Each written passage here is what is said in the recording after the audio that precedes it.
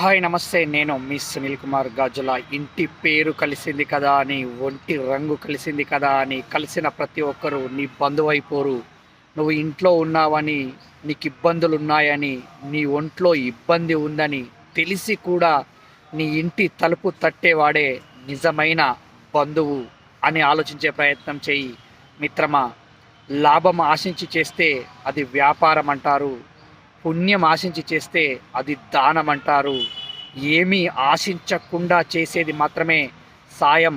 కాబట్టి అటువంటి సాయాన్ని నువ్వు చేస్తూ ఉండు.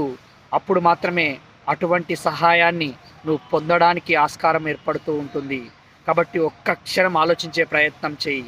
నీ చుట్టూ ఎవరున్నారు, నీతో ఎవరుంటున్నారు, వారు నీ దగ్గరికి రావడానికి కారణమేంటి అనే చిన్న చిన్న విషయాల గురించి ఆలోచిస్తూ నీ వాళ్ళు కాని వాళ్ళందరినీ దూరం పెట్టే ప్రయత్నం చేయి మిత్రమా.